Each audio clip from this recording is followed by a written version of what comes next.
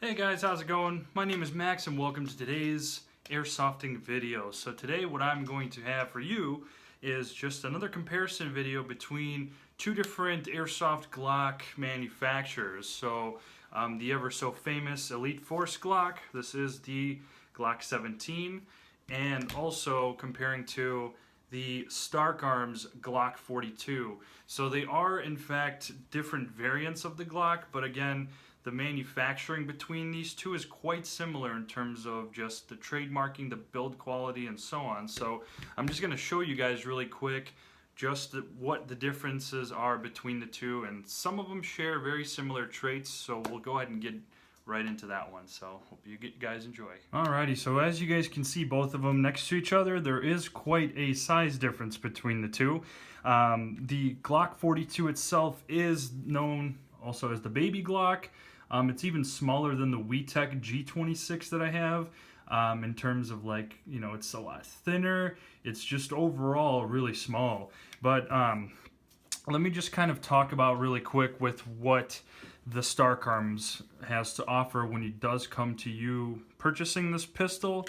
So with this one, it is going to be fully trademarked, basically 100%. Just like the Elite Force Glocks are. So you can see that it has the official Glock symbol or trademark.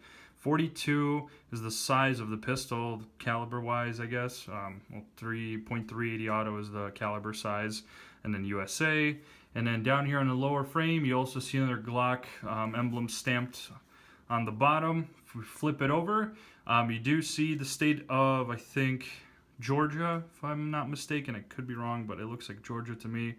And then some more serial number markings on both the slide and outer barrel. On the outer barrel as well, you can see that there is another Glock stamp with the letters of US, and then I think Georgia again, and then the caliber .380 auto.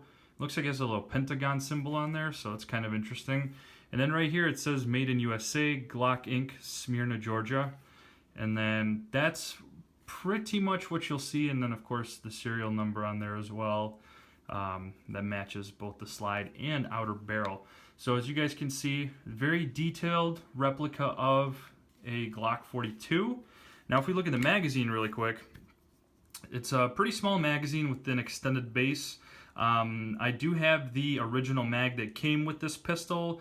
This one maybe holds a few rounds more than that one, and obviously for those with the larger hands, this mag base pretty much acts as like a pinky rest, which I'll show you guys. So again, here's another Glock stamping here, very good quality, and then pretty much that's about it for the actual magazine itself.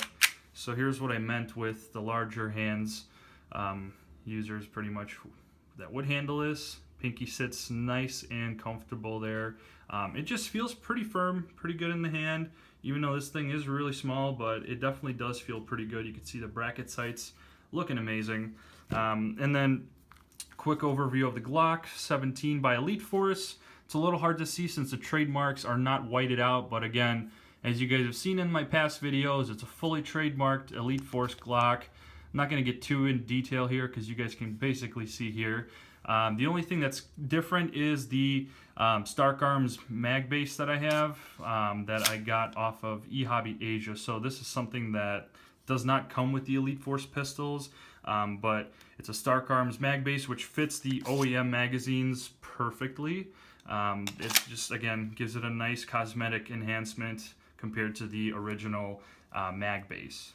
So the interesting thing with these two manufacturers, it's almost possible that they do make them in the same factory, or at one point they did, because Stark Arms is a little bit trickier to find nowadays. It's not as well found like the WeTech and KJW and Elite Force and so on. So they're a little hard to find. But you guys can almost tell that the quality of the build and the materials, like the metal, is almost identical. I would say maybe the only thing, this one almost looks like it gives off a little bit more of a shine than this one.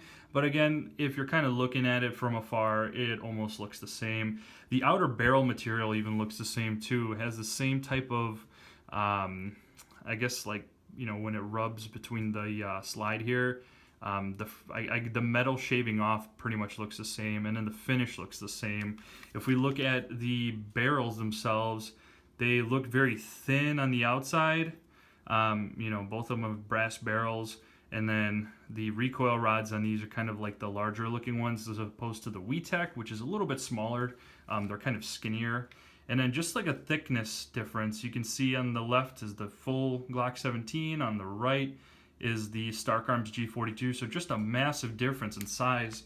And then if we compare the length, again, very, very noticeable, very larger sized Glock 17 compared to this bad boy here. Both of these are going to have the bracket sights, so nothing really unique there. Again, just kind of a size comparison with just the blowback housing. The G17 is much larger, as you guys can see. Again, material looks awesome. They look really great. Both of them are Gen 4 models, because you can see with the enlarged magazine release button, meaning it's also ambidextrous, which you can flip to this side for those of you that are lefties. So if you wanted to have it here, you can flip that bad boy out and put it over there. So you can see the stippling is pretty much the same. The trigger feel on this, again, with the Glock 17, it's a very just solid trigger pull. It's extremely satisfying, and just the smoothness of the slide, again, I just need to compliment that, because it is just so like, it's like butter. I can't even, like, this is by far the best manufactured airsoft Glock that I've ever had. This one, it's kind of in the same role, like when it comes to the slide coming back. Extremely smooth. It is kind of tough, especially when you try to rack it back. You can kind of feel it trying to go over the wheel. Like that's where that point is, like right here, and then it goes over the wheel. So, but the travel back is extremely smooth. The spring, the recoil guide rod does a really good job with bringing it back.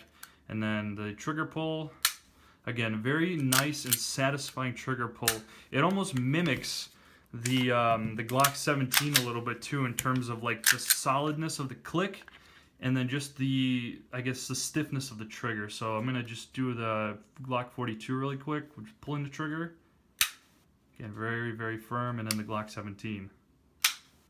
So very, like, just solid sounding hammer assemblies. I would definitely say it's much better than the actual WeTech or KJW. I'm going to field strip these really quick just to show you guys internals between the two. Alrighty, so I went ahead and field stripped them really quickly, so I'm just going to start with the slides. So here's just a quick peek at the Glock 42's interior. Again, very nice quality. They use like some kind of stainless steel material for the blowback housing, kind of like on the side there and behind it. And then the recoil rod has this kind of two-spring setup, which again helps a lot with pulling the slide in, you know, without any issues.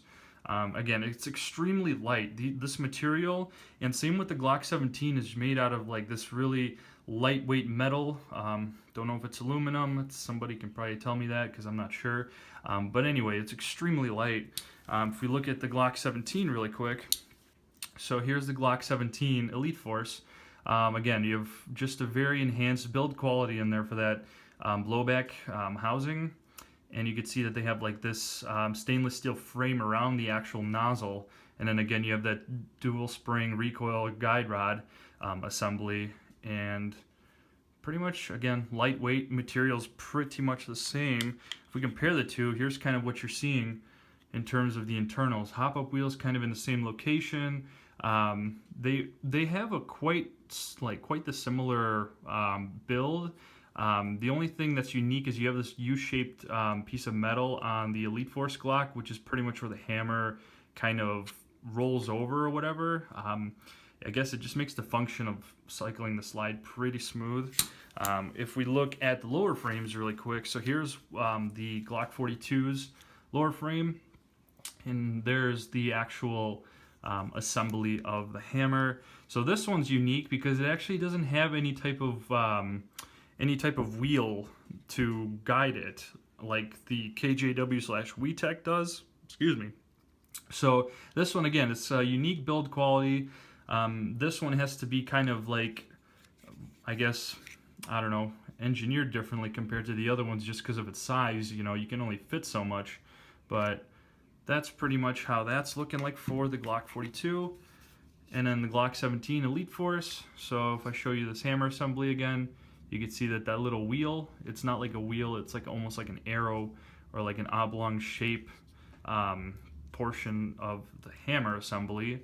And that really makes the slide just like butter when it racks back to its original position. So again, Elite Force did an amazing job.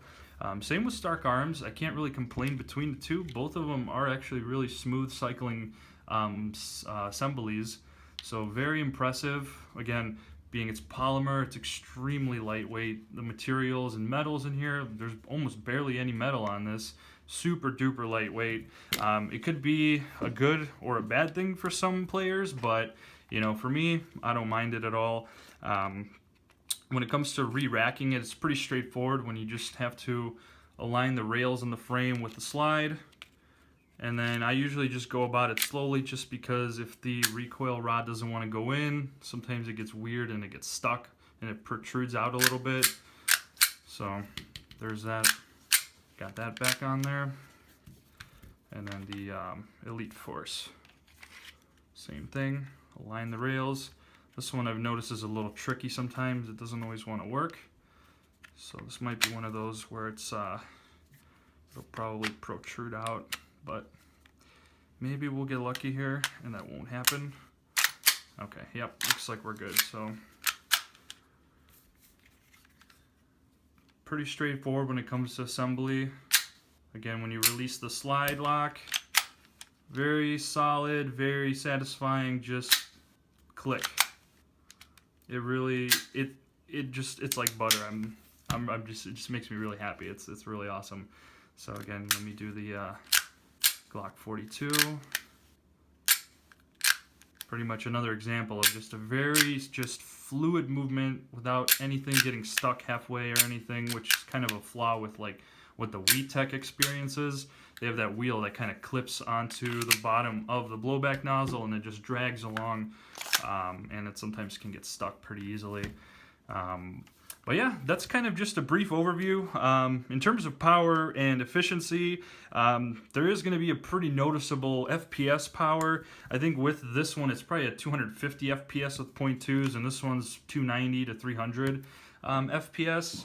BB count obviously is going to be different as well. This one holds about 22 plus rounds, and this one probably holds maybe 15. So it's not really, I mean, again, we're comparing two different variants here, so obviously you're not going to get similar numbers, but gas reservoir, again, the magazines on this one's really thin and small, so as expected, it's not really going to hold a lot compared to the larger reservoir G17, so, you know, obviously it'll outperform on that end of things, but again, I'm mainly just comparing and showing between these two different manufacturers the differences of these two pistols. Alrighty guys, well, this concludes the quick overview of these two pistols. Again, it was a Stark Arms G42 versus the Elite Force Glock 17. As we kind of saw, there are some similarities, some differences of course as well, but again, it's mainly just complementing the designs of these two pistols. They're built extremely well. They are worth the money. I was very skeptical with the Glock 17, especially being $169. But once you get one, you start really looking at the engineering behind it, and you start realizing, like, wow, they took a lot of time to make this thing as perfect as can be.